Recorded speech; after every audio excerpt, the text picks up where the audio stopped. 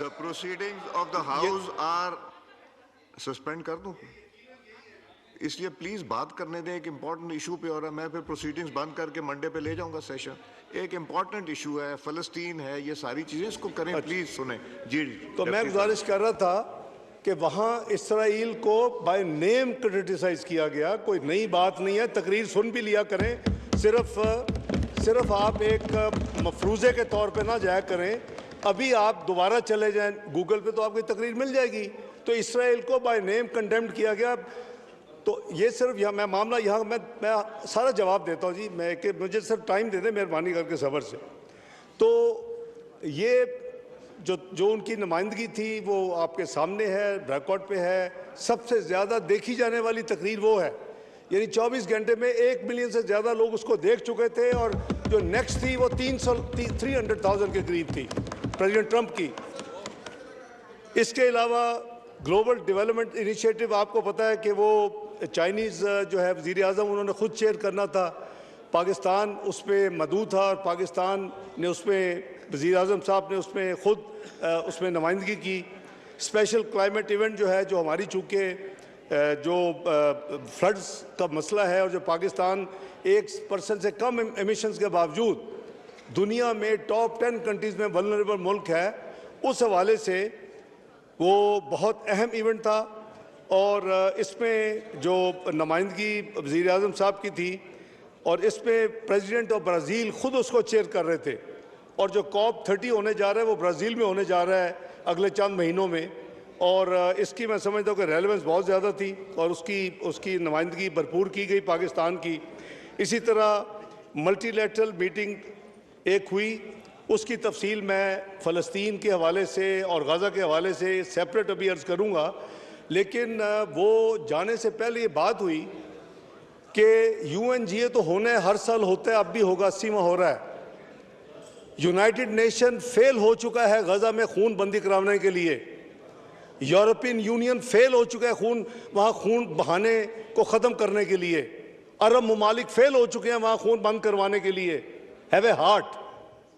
कोशिश क्या थी कि क्या पाकिस्तान, और ये कोई अनाउंस करके नहीं, ये एक नोबल मिशन था इस विजिट का, कि कोशिश करें कि हमारे साथ अगर कुछ ममालिक मिल के, US is the perhaps the last hope now, कि अगर उनको एंगेज करके ये खून बंदी जो रोज़ हो रही है मासूम जानों की, अब वो भूख की वजह से बेचारे फौत हो रहे हैं वहाँ लोग, कई दर्जने रोज़ वहाँ से निकाले जा रहे हैं, और जो गए हुए हैं उनको वापस आने नहीं दिया जा रहा।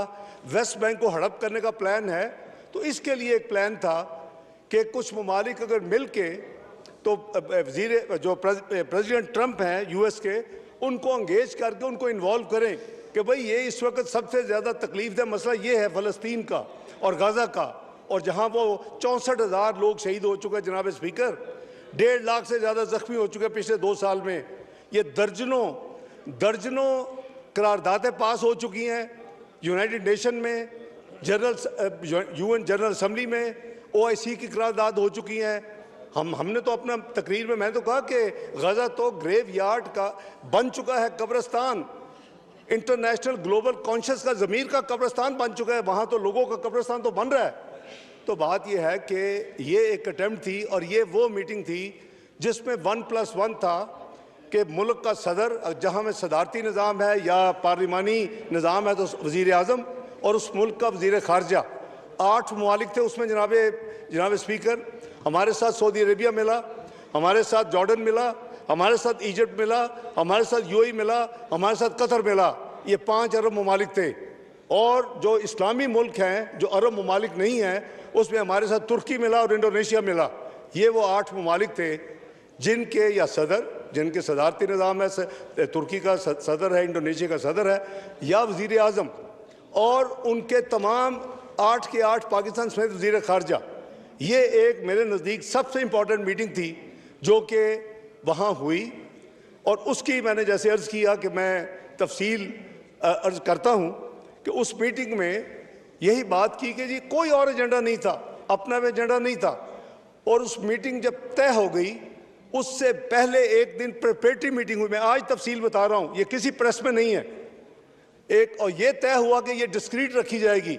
ये इतना noblest of the noble cause है कि अगर ये निकला तो कई जो स्पॉइलर हैं जो इसको खराब करेंगे वो जंप करके आ जाएंगे मैदान में। हमने देखा है, मैंने जैसे अर्ज किया, ना यूएन की रेजोल्यूशन ने कोई काम किया, ना सिक्योरिटी काउंसिल रोक सकी, ना अरब ममालिक खुद रोक सके, और वहाँ तकरीरें बहुत हुई हैं। इस हाउस में भी एक हमने रेजोल्यूशन पास की, बड़ी सिंसियरिटी में मोस्ट ग्रेटफुल हूँ दोनों साइड्स का, कि इधर भी हुई, सेनेट में भी हुई, लेकिन एंड रिजल्ट क्या था?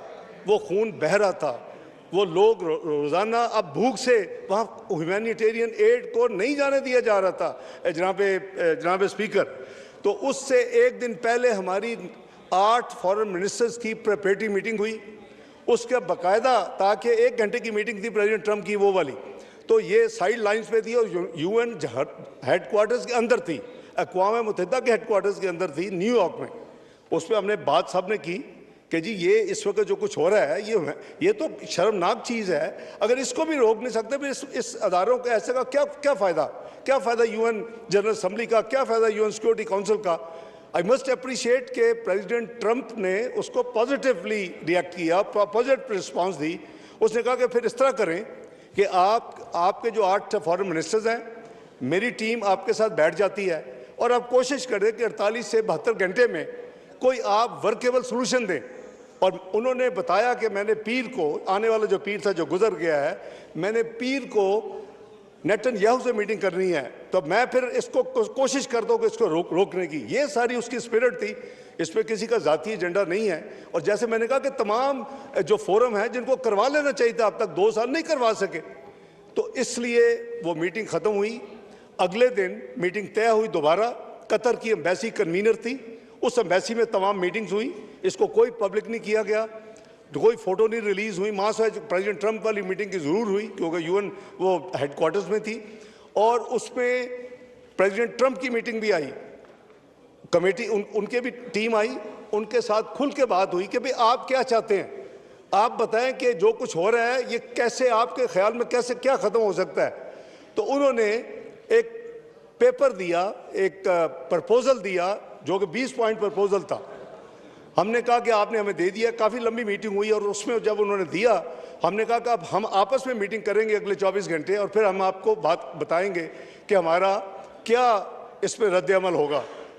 जनाब स्पीकर, उसी के अंदर रहते हुए बजाय ये कि हम कंप्लीट एक नया ड्राफ्ट बनाते और फिर वो उसमें कई दिन लगते, तो हमने कहा कि इस फ्रेमवर्क के अंदर रहते हैं, जो चीज़ें हमारी विश लिस्ट है उसको हम उसमें या इनकी चीज़ों को अमेंड करते हैं, डिलीट करते हैं, पर यानी ट्रैक चेंजेस जिसे कहते हैं, और अपनी चीज़ें डालते हैं। हमने उस हवाले से कई मीटिंग्स की, अगले 24 घंटे में 3 मीटिंग्स हमारी हुई, एक्सचेंजेस हुई, और वहाँ हार्ड कॉपीज़ हम एक्सचेंज कर रहे थे एक दूसरे के होटलों में, ताकि अगर वो ना हो कि कोई चांस है रोकने का इस खूनबंदी का, तो वो भी ख़त्म हो जाए। वो अल्हम्दुलिल्लाह जुमे को रात को जब मैं वहाँ से निकल रहा था, तो ये फाइनल जो ड्राफ्ट बना हमारी तरफ से, 8 मुल्कों की तरफ से, अकेला पाकिस्तान उसमें नहीं है, 8 मुल्कों की तरफ से जो ड्राफ्ट बना, वो ड्राफ्ट फैसला हुआ कि जी अब इसको दूसरी तरफ एज़ पर अंडरस्टैंडिंग हम भेज दें कि जी हमारा ये ड्राफ्ट है as a counter draft to you.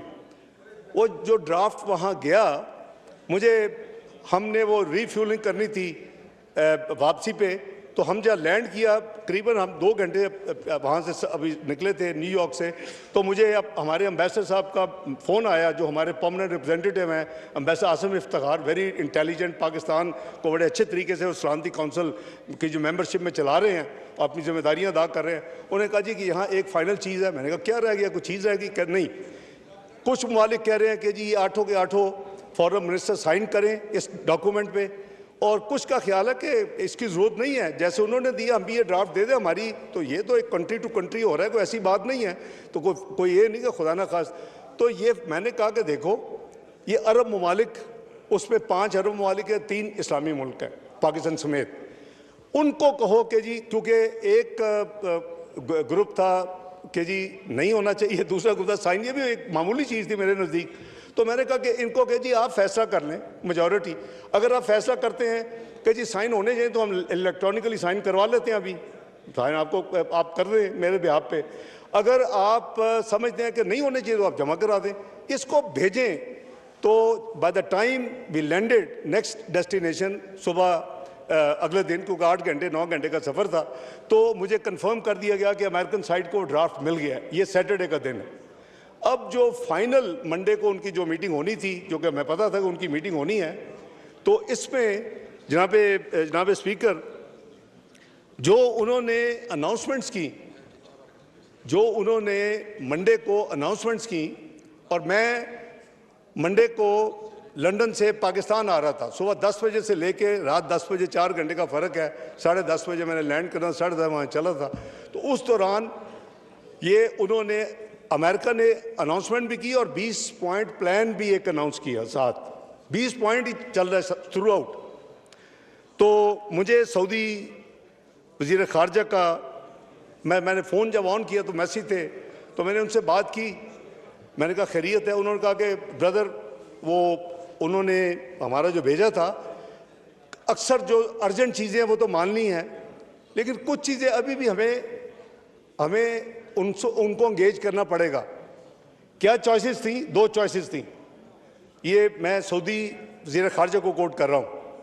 एक चॉइस ये है कि हम कहें नहीं, अभी हम कंटिन्यू करेंगे, और शायद इसराइल को ये सूट करेगा कि ये अभी चलता रहे मामला, जितने और मार सकते हैं, जितने और खून रेजी हो सकती है, जितने और लोग निकाल सकते हैं ब्रदर, और we let it to be implemented, जो उन्होंने अनाउंस किया प्रेसिडेंट ट्रंप ने अपनी ट्वीट और 20 पॉइंट्स, और हम अपनी एक जॉइंट स्टेटमेंट इशू करें